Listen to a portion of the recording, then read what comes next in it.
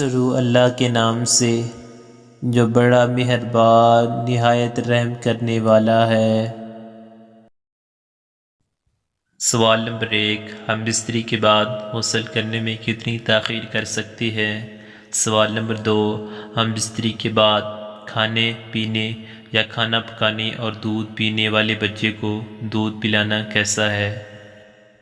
جواب، کم علمی کی وجہ سے لوگ جنبی حالت میں خود کو، اپنے کپڑوں کو، اپنے بستر کو ناپاک سمجھتے ہیں اور کھانے کو، کام کاج کو ہاتھ نہیں لگاتے جب تک کہ غسل نہ کر لیں، اور خواتین بھی بچے وغیرہ کو دودھ پلانا، کھانے کو ہاتھ لگانا گناہ سمجھتی ہیں، یہ سوچ کر کہ وہ ناپاک ہیں، اور کچھ عورتیں سمجھتی ہیں کہ غسل کے بنا آٹا گوندنے سے بے برکتی ہوگی، حالانکہ شریعت محمدی اس جہالت کا رد کرتی ہے۔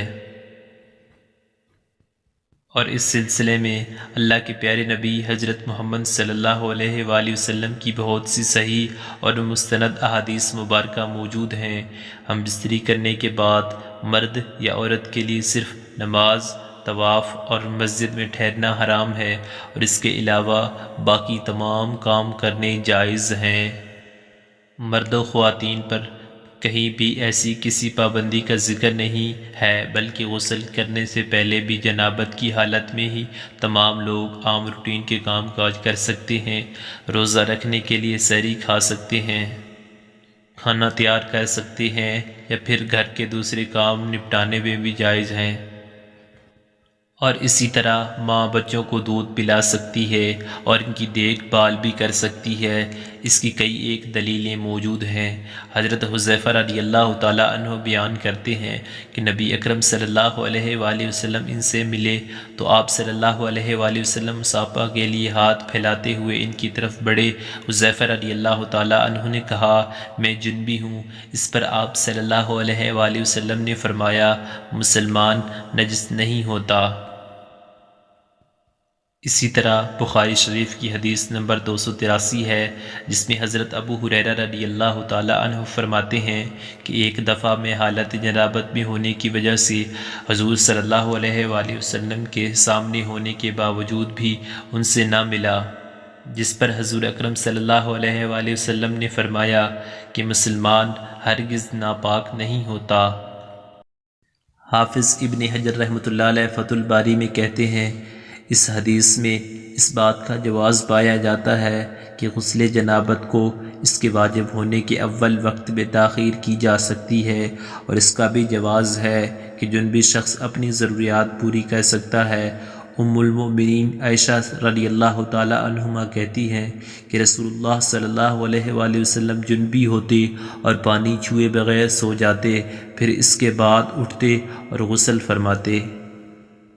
کسی نے حضرت عائشہ رضی اللہ تعالیٰ عنہما سے سوال کیا کہ اے عائشہ رضی اللہ تعالیٰ عنہما، حضرت محمد صلی اللہ علیہ وآلہ وسلم ہم بستری کر کے نہا لیا کرتے تھے یا ویسے ہی سو جایا کرتے تھے؟ حضرت عائشہ رضی اللہ تعالیٰ عنہما فرماتی ہیں کہ نبی اکرم صلی اللہ علیہ وآلہ وسلم ہم بستری کر کے ویسے ہی سو جایا کرتے تھے۔ جب مؤذن رسول صلی اللہ علیہ وآلہ وسلم فجر کی آذان دینے کے لیے آتا تھا تو حضرت محمد صلی اللہ علیہ وآلہ وسلم غسل کر کے جسم کو خشک کیے بغیر ہی مسجد تشریف لے جاتے اور نماز فجر کی جماعت کرواتے، اور میں گھر میں آپ صلی اللہ علیہ وآلہ وسلم کی آواز سنتی رہتی تھی۔ پھر آپ صلی اللہ علیہ وآلہ وسلم روزہ رکھ لیتے تھے۔ کسی نے حضرت عامر رضی اللہ تعالیٰ عنہ سے پوچھا، کیا یہ روزوں کے مہینے میں ہی ایسا ہوتا تھا یا عام معمول میں بھی یہی ہوا کرتا تھا؟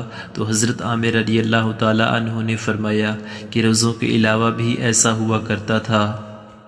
حضرت عائشہ رضی اللہ تعالیٰ عنہما سے مروی ہے کہ آپ صلی اللہ علیہ وآلہ وسلم ہم بستری کرنے کے بعد جب جنابت کی حالت میں ہوتے اور سونے کا ارادہ کرتے تو شرمگاہ کو دھو لیتے اور نماز کی طرح وضو کرتے۔ ناظرین گرامی، ہم بستری کے بعد افضل یہی ہے کہ آدمی جلدی غسل کر کے پاک صاف ہو جائے، لیکن اگر نماز کے وقت تک غسل کو مؤخر کر دے تو گناہ گار نہیں ہوگا۔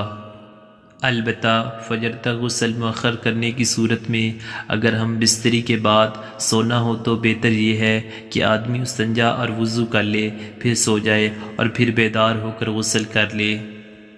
چنانچہ مشکوٰۃ شریف کی روایت میں ہے، حضرت عمر فاروق رضی اللہ تعالیٰ عنہ نے سرکار دو عالم صلی اللہ علیہ وآلہ وسلم سے عرض کیا کہ مجھے رات کو جنابت لاحق ہوتی ہے، یعنی احتلام یا جماع سے غسل واجب ہوتا ہے۔ آپ صلی اللہ علیہ وآلہ وسلم نے فرمایا، اسی وقت وضو کر کے وضو کو دھو کر سو جایا کرو۔ مظاہر حق میں ہے یہ وضو کرنا جنبی کے سونے کے لیے طہارت ہے، یعنی جنبی وضو کر کے سویا تو گویا وہ پاک سویا۔ لہٰذا اس حدیث سے معلوم ہوا کہ جس سے رات کو احتلام ہو جائے یا جماع سے فراغت ہو اور اس کے بعد سونے کا ارادہ ہو یا بے وجہ کسی ضرورت غسل جنابت میں تاخیر کا خیال ہو تو ایسی شکل میں جنبی کا وضو کر لینا سنت ہے۔ اتنی بات اور سمجھ لیجئے کہ حدیث سے تو یہ معلوم ہوتا ہے کہ صورت مذکورہ میں وضو کیا جائے، اس کے بعد وضو تناسل کو دھویا جائے، حالانکہ ایسا نہیں ہے، بلکہ صحیح مسئلہ یہ ہے کہ پہلے وضو تناسل کو دھونا چاہیے، اس کے بعد وضو کرنا چاہیے۔ اس شکل میں حدیث کی مذکورہ ترتیب کے بارے میں کہا جائے گا کہ یہاں وضو کرنا اس لیے مقدم کر کے ذکر کیا گیا ہے کہ وضو کا احترام، اس کی تعظیم کا اظہار پیش نظر تھا۔ حالت جنابت میں کھانا پینا یا کھانا پکانا درست ہے، بہتر یہ ہے کہ وضو کر کے کھائے پی، اور اگر وضو کے بغیر صرف ہاتھ منہ دھو کر کھا پی لے تب بھی جائز ہے۔ بچے کو دودھ پلانے کے لیے ماں کا پاک ہونا ضروری نہیں ہے، لہذا بچہ رو رہا ہو تو عورت ناپاکی کی حالت میں دودھ پلا سکتی ہے، لیکن کوشش یہ کرنی چاہیے کہ جلد از جلد غسل کر لیا جائے۔ حالت جنابت میں زیادہ دیر تک نہ رہنا چاہیے۔ ناظرین گرامی، یہ یاد رہے کہ یہ وضو کرنا بھی واجب نہیں ہے، لیکن وضو کرنا اور شرمگاہ کو دھو لینا مستحب ہے۔ حضرت عائشہ رضی اللہ تعالی عنہما بیان کرتی ہیں، نبی صلی اللہ علیہ وآلہ وسلم اگر جنبی حالت میں کھانا یا سونا چاہتے تو نماز کے وضو کی طرح وضو کرتے تھے۔ وضو کرنا اس لیے بھی افضل ہے کہ نبی کریم صلی اللہ علیہ وآلہ وسلم نے فرمایا، 3 لوگوں کے پاس رحمت کے فرشتے نہیں آتے۔ نمبر 1 کافر کی لاش، نمبر 2 خلوق کو خوشبو لگانے والا جنبی شخص جب تک وہ غسل نہ کر لے۔ حضرت عبداللہ ابن مسعود رضی اللہ تعالی عنہ فرماتے ہیں، میں نے رسول اللہ صلی اللہ علیہ وآلہ وسلم سے پوچھا، اللہ کے رسول کون سا عمل سب سے زیادہ افضل ہے؟ آپ نے فرمایا، وقت پر نماز ادا کرنا۔ میں نے پوچھا، اللہ کے رسول پھر کون سا عمل زیادہ بہتر ہے؟ آپ نے فرمایا، ماں باپ کے ساتھ حسن سلوک کرنا۔ میں نے پوچھا، اللہ کے رسول پھر کون سا عمل؟ آپ نے فرمایا، اللہ کی راہ میں جہاد کرنا۔ پھر رسول اللہ صلی اللہ علیہ وآلہ وسلم خاموش ہو گئے۔ حالانکہ اگر میں زیادہ پوچھتا تو آپ زیادہ بتاتے۔ رسول اللہ صلی اللہ علیہ وآلہ وسلم نے فرمایا، اللہ کے فیصلے پر راضی ہونا ابن آدم کی سعادت نیک بختی ہے، اللہ سے خیر طلب نہ کرنا ابن آدم کی شقاوت بدبختی ہے، اور اللہ کے فیصلے پر ناراض ہونا ابن آدم کی شقاوت بدبختی ہے۔